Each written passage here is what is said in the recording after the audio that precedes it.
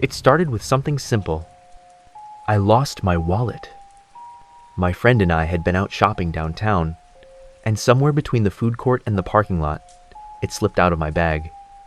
We retraced our steps for half an hour before giving up. That's when a security guard approached me, an older guy with kind eyes and a radio clipped to his vest. He said, "You looking for a wallet?" Turned out someone had turned it in to the front desk. He looked even happier than I was when I got it back. I thanked him over and over, but he just smiled and said, "Glad it found its way home." Still, I felt like I owed him something. A few days later, on my lunch break, I stopped by the mall again with a box of fruit jelly cups, a small thank you gift. When I got to the security office, he was sitting in front of a wall of monitors, watching them closely. He barely looked up when I knocked. "Hey," he said quietly, "you came at a weird time. She's back." I frowned. "Who?" He pointed at one of the screens. It showed the women's restroom hallway, dim, grainy, lit by a single flickering bulb. And there, just at the edge of the frame, was a faint, child-sized silhouette. Still, blurred, almost see-through. He said, "She's been showing up around this time lately."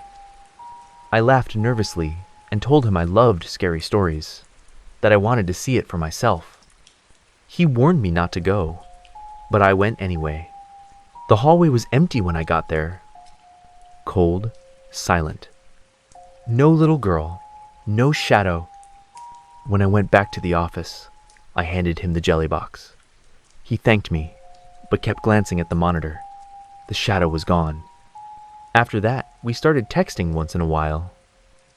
He was always friendly, always asking if I was eating well, getting enough rest, typical small talk. Then one day, the messages stopped mentioning my health altogether. It felt strange, so I asked if everything was okay. He replied after a long pause, "I didn't want to freak you out, but that day you went to check the hallway. I saw the girl on the monitor follow you." My stomach dropped. He continued, "She walked right behind you until you left the frame." For weeks after that, I kept checking the cameras when you came by. She was always there, a few steps behind. But lately, she's gone, so don't worry, you're fine now. I didn't know what to say. That night, walking home from work, I couldn't shake the feeling of someone close behind me. The sound of soft footsteps that stopped when I stopped. I kept telling myself it was my imagination. But when I passed a dark storefront window, I caught my reflection. And for just a second, there was another shape standing behind me. Small, still, and smiling.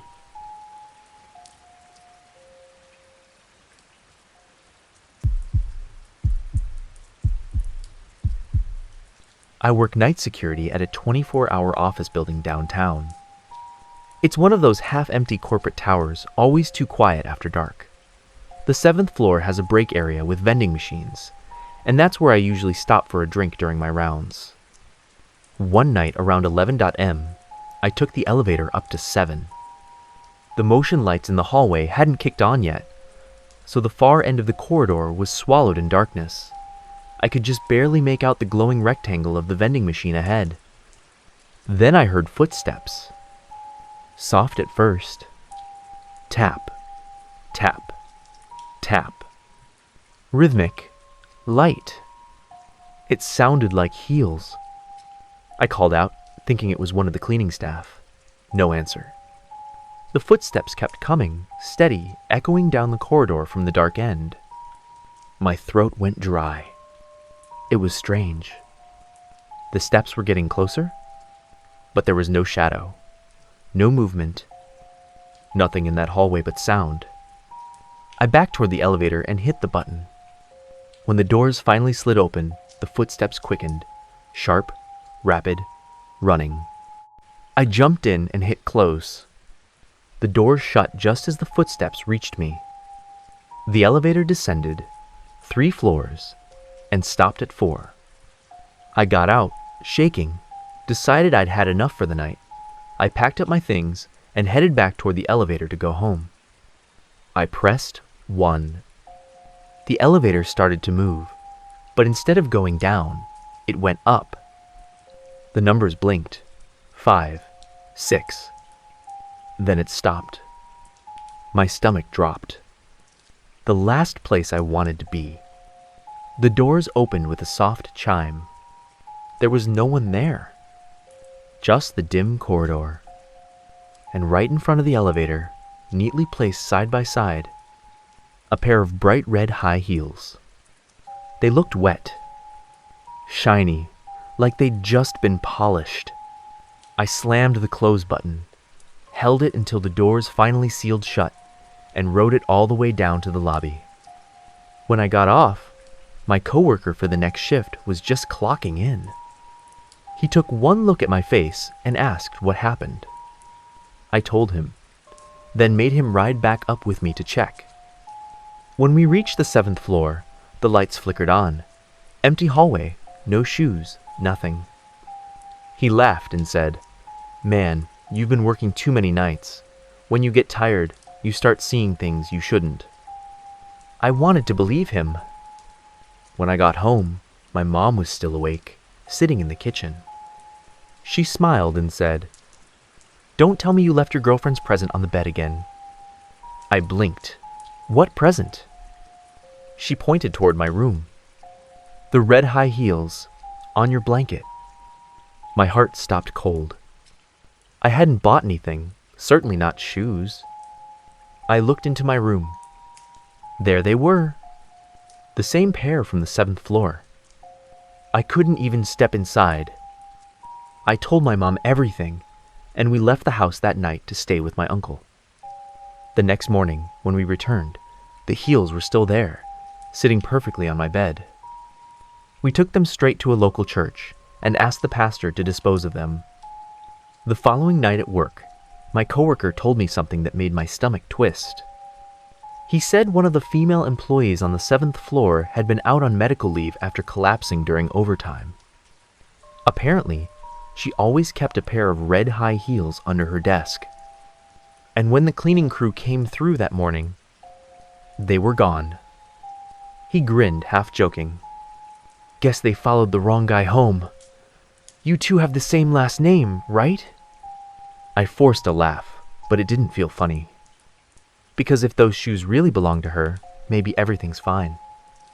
But if they didn't, then something else on the 7th floor is still looking for its owner.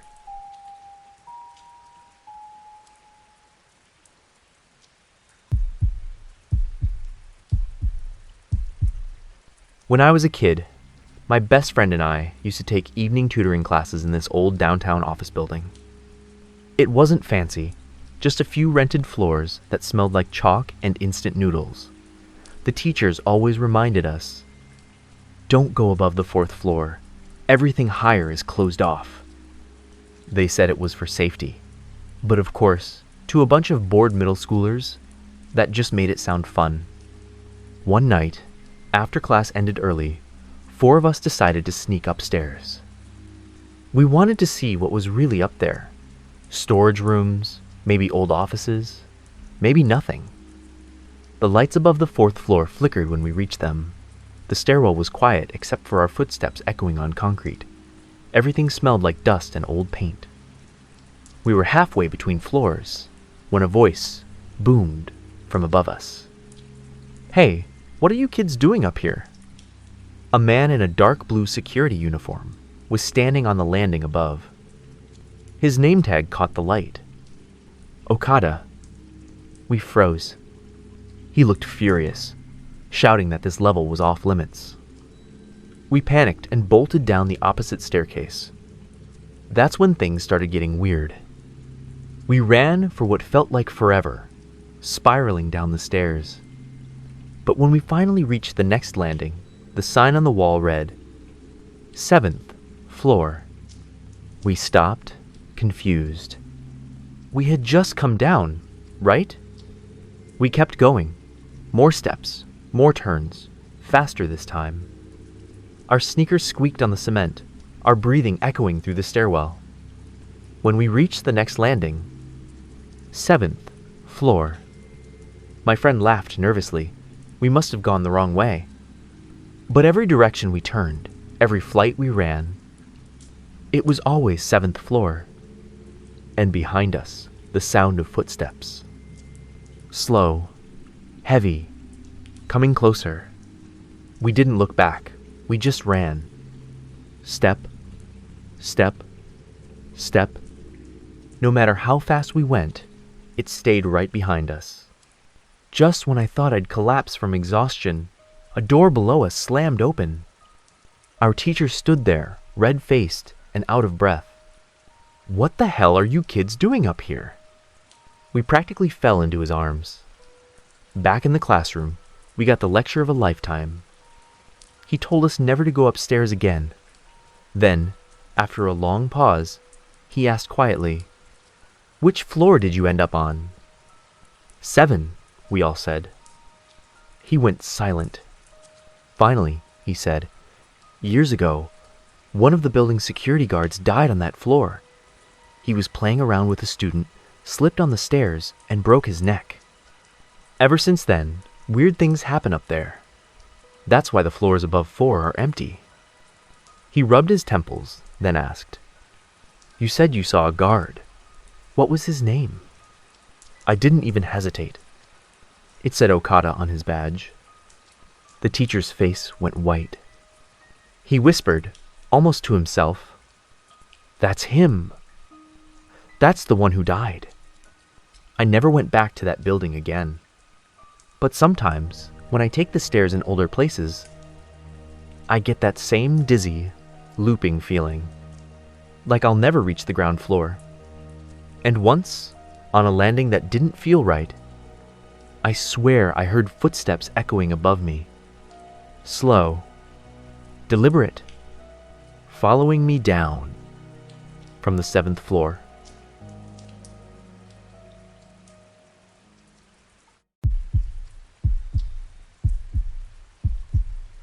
During my college summer break, I worked the night shift as a security guard at a 24-hour grocery store on the edge of town. It was quiet most nights, too quiet sometimes. The kind of silence that makes the buzzing of the refrigerator sound like whispers. One night around 2 a.m., I was sitting in the break room eating instant noodles when I heard a soft knock on the door. When I opened it, a woman was standing there. Her face was hard to see, almost swallowed by shadow, like the light couldn't quite reach her. Her voice was soft but trembling. "Please," she said, "have you seen my little boy? He's 3 years old, white baseball cap, red sweatshirt." I froze for a moment, then nodded and followed protocol. Called her description over the store intercom, asked employees to check the aisles and parking lot. When I turned back to her, she was gone. A few minutes later, my coworker, an older guard named Joe, walked in. When I told him what happened, his face went pale.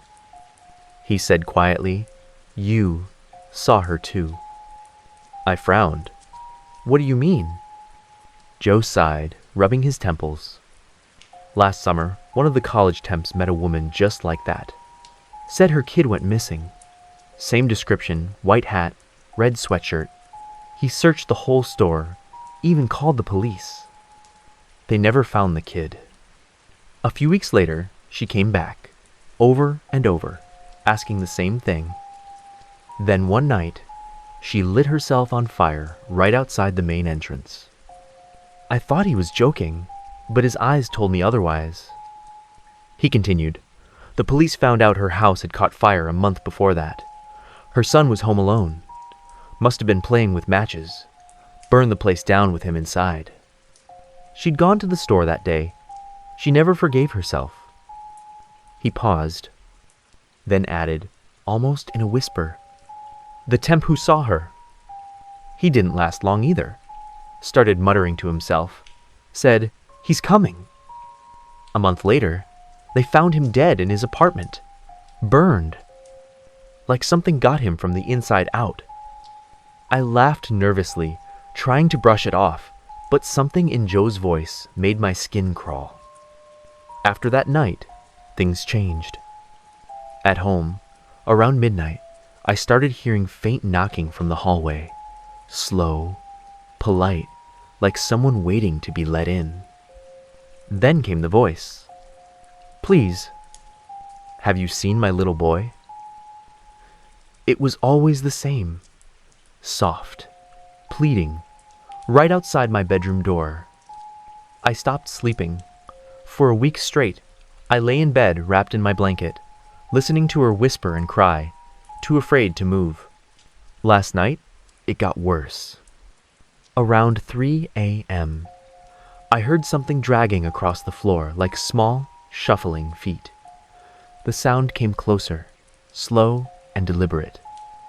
I lifted the corner of my blanket just enough to peek out. The room was dim, lit only by moonlight spilling through the blinds.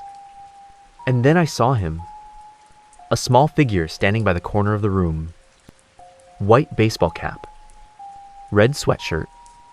But his face was blackened and blistered, like charred wood. He was smiling. A soft, innocent smile. And he was looking right at me. I don't know what's going to happen next. I haven't gone back to the store. I haven't slept. But I keep hearing that voice. Outside the door, closer every night. Please, help me find my son. And I can't help but think, maybe she already did.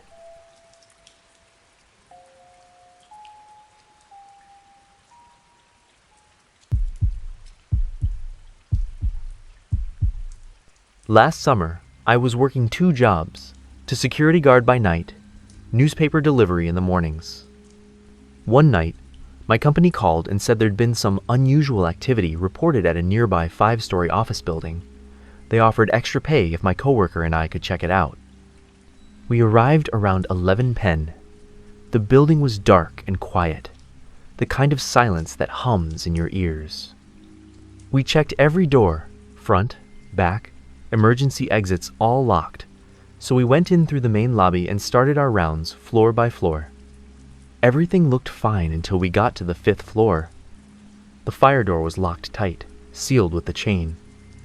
We couldn't get through. So we took the elevator back down to the 4th floor, which was mostly storage, empty hallways, flickering lights, a few old desks pushed against the walls. That's when my phone lost signal. I told my coworker to stay put while I stepped out through the emergency exit to try to get reception. No luck. Before heading back in, I figured I'd double-check the stairwell up to the 5th floor, just in case we missed something. Everything seemed normal. The door at the top was locked from the inside. I went back down to 4, told my buddy to hang tight, and kept moving down, checking the doors on each level. When I finally reached the 1st floor, my phone buzzed. The company calling back. They said they'd been trying to reach my coworker for 10 minutes, but every time they called, all they heard was static. I told them it was probably his phone acting up and went to catch the elevator. It didn't come. After waiting a full minute, I started climbing back up. When I got to the 4th floor, the hallway was empty. My partner was gone. Then I heard a ding. The elevator. I turned toward the doors just as they slid open. Empty. Only his phone lying on the floor. I called his name over and over, searched every room, every stairwell. Nothing. Finally, I ran outside to the parking lot. And the company van was gone. I figured he'd left me behind as some kind of joke, but when I got back to headquarters an hour later, the manager told me my coworker had already quit. No notice. No explanation. The next morning, I stopped by his apartment to return the phone. No answer. That night, his mother called me, her voice shaking. She said he'd phoned her the night before, crying, saying, "Mom, I killed someone." Before she could respond, she heard a piercing scream through the line. Then the call cut off. When she tried calling back, the number was busy. I brought her the phone. Inside her home, I noticed something on the wall's deep, ragged scratches, as if someone had clawed at the wallpaper. 2 days later, my coworker finally reached out. He wanted to meet. When I saw him, I barely recognized him. Pale, gaunt, eyes sunken like he hadn't slept in days. He told me what happened that night. After I went downstairs, he stayed by the elevator, waiting. Then he heard something behind him. The fire door to the stairwell creaked open just a few inches. He turned and saw a shadow slip through the gap, vanishing down the stairs. Thinking it was a trespasser, he ran to the door and shoved it open. But it wouldn't move. It felt like something was pressing against it from the other side. When he forced it enough to peek through, his flashlight beam caught a shape on the landing below. A woman lying face down. Her hair was long and black, spread across the steps like spilled ink. Then she moved. Her head twisted all the way around, bones cracking, until her face was upside down, staring right at him. He froze. She smiled. He stumbled back, slammed the door, and ran into the elevator, calling his mom as the doors shut. But before he could finish, the elevator stopped midway. The lights flickered. The doors opened again. She was standing right there, her body facing him, but her head turned completely backward. Every time he tried to close the doors, she'd stick her arm out, keeping them from shutting.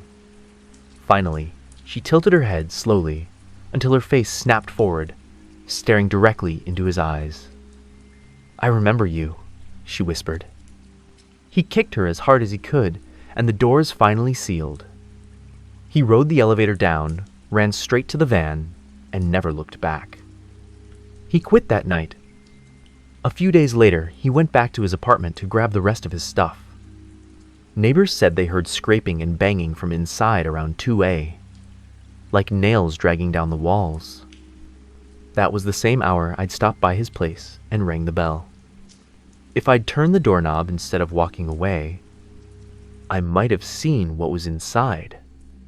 He moved out of the city not long after that.